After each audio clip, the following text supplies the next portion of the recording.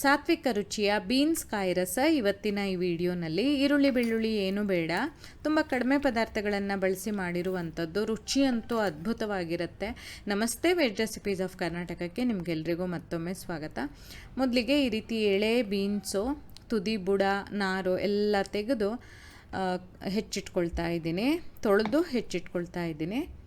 ಆಮೇಲೆ ಅದನ್ನು ಒಂದು ಕುಕ್ಕರಲ್ಲಿ ತೊಗೊಂಡು ಅದಕ್ಕೆ 1 ಚಮಚದಷ್ಟು ಉಪ್ಪು, ಒಂದು ಸ್ವಲ್ಪ ಹುಣಸೆ ಹಣ್ಣು, ಒಂದು ಸಣ್ಣ ನೆಲ್ಲಿಕಾಯಿ ಗಾತ್ರ ಅನ್ಬೋದು, ಅದರಿಂದ ತೆಗೆದಿರೋ ರಸ, ಹಾಗೂ ಒಂದು ಅರ್ಧ ಕಪ್ಪಷ್ಟು ನೀರನ್ನು ಹಾಕಿ ಮುಚ್ಚಳ ಮುಚ್ಚಿ ಮೆತ್ತಗೆ ಬೇಯಿಸಬೇಕು. ಇದಕ್ಕೆ ನೀರು ಹೆಚ್ಚು ಹಾಕಬಾರ್ದು, ಸ್ವಲ್ಪ ನೀರು ಹಾಕ್ಕೊಂಡು ಬೇಯಿಸ್ಕೊಂಡ್ರೆ ಸಾಕು. ಆಮೇಲೆ ಬೆಂದಿರುವಂತಹ ಬೀನ್ಸನ್ನು ಒಂದು ಪಾತ್ರೆಗೆ ಹಾಕಿಟ್ಕೊಳ್ಳೋಣ. ಇದೀಗ ಬಿಸಿ ಆರಬೇಕು.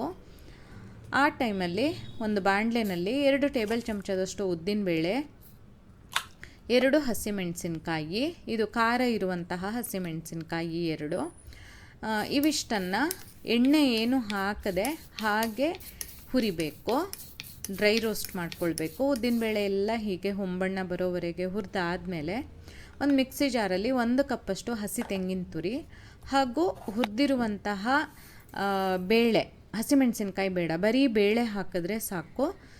ಅಗತ್ಯ ಇರೋಷ್ಟು ನೀರು ಹಾಕಿ, ತುಂಬ ನುಣ್ಣಗಲ್ಲ, ಈ ರೀತಿ ಸ್ವಲ್ಪ ತರಿಯಾಗಿ ರುಬ್ಕೊಳ್ಬೇಕು. ಆಮೇಲೆ ಅದಕ್ಕೆ ಹಸಿಮೆಣಸಿನ್ಕಾಯಿಯನ್ನು ಹಾಕಿ ಅಗತ್ಯ ಇರೋಷ್ಟು ನೀರು ಹಾಕಿ ನುಣ್ಣಗೆ ರುಬ್ಬಿದ್ರೆ ಆಯಿತು. ಹಸಿಮೆಣಸಿನ್ಕಾಯಿ ಮೊದಲೇ ಹಾಕಿದ್ರೆ ಒಂದೊಂದು ಸಲ ಉರಿ ಖಾರ ಬರುತ್ತೆ, ಹಾಗಾಗಿ ಕೊನೆಯಲ್ಲಿ ಹಾಕಿ ಒಂದು ಸ್ವಲ್ಪ ಹೊತ್ತು ರುಬ್ಬಿದ್ರೆ ಸಾಕು. ಅದನ್ನು ಬೀನ್ಸಿಗೆ ಹಾಕೋಣ. ಬೀನ್ಸು ಬಿಸಿ ಇರಬಾರ್ದು ಹಾಕೋಷ್ಟೊತ್ತಿಗೆ, ಬಿಸಿ ಆರಿದ ಮೇಲೇ ಸೇರಿಸ್ಬೇಕು. ಮತ್ತು ರುಚಿಗೆ ತಕ್ಕ ಹಾಗೆ ಉಪ್ಪನ್ನು ಹಾಕಬೇಕು. ಆವಾಗ ನಾವು ಸ್ವಲ್ಪ ಹಾಕಿದ್ವಲ್ಲ ಉಪ್ಪು, ಅದನ್ನು ನೋಡಿಕೊಂಡು ಹಾಕಿ ಆಮೇಲೆ ಹೀಗೆ ಚೆನ್ನಾಗಿ ಕಲಸಿದ್ರೆ ಆಯಿತು. ಇದು ಕುದಿಸೋದು ಬೇಡ, ಇದು ಹಸಿ ಕಾಯಿ ರಸ. ಎಲ್ಲ ಹಾಕಿ ಮಿಕ್ಸ್ ಮಾಡಿ ಕೊನೆಯಲ್ಲಿ ಒಂದು ಒಗ್ಗರಣೆಗೆ ಎಣ್ಣೆ, ಸಾಸಿವೆ, ಒಣಮೆಣಸಿನ್ಕಾಯಿ ಮತ್ತು ಕರಿಬೇವನ್ನು ಬಳಸಿದ್ದೀನಿ. ನಾವಿದು ಕುದಿಸಿರೋದಿಲ್ಲಲ್ಲ, ಹಾಗಾಗಿ ಒಂದು 3ರಿಂದ 4 ಗಂಟೆ ಮಾತ್ರ ಚೆನ್ನಾಗಿರುತ್ತೆ. ಅದಕ್ಕಿಂತ ಜಾಸ್ತಿ ಇಟ್ಟರೆ ಹಾಳಾಗ್ಬೋದು. ಅದಕ್ಕಿಂತ ಜಾಸ್ತಿ ಇಡಬೇಕು ಅಂದರೆ ನೀವು ಫ್ರಿಜ್ಜಲ್ಲಿಟ್ಟರೆ ಆಯಿತು. ಬಿಸಿ ಅನ್ನದ ಜೊತೆ ಬಡಿಸಿ, ತುಂಬ ರುಚಿಯಾಗಿರುತ್ತೆ. ಟ್ರೈ ಮಾಡಿ ನೋಡಿ ನೀವು.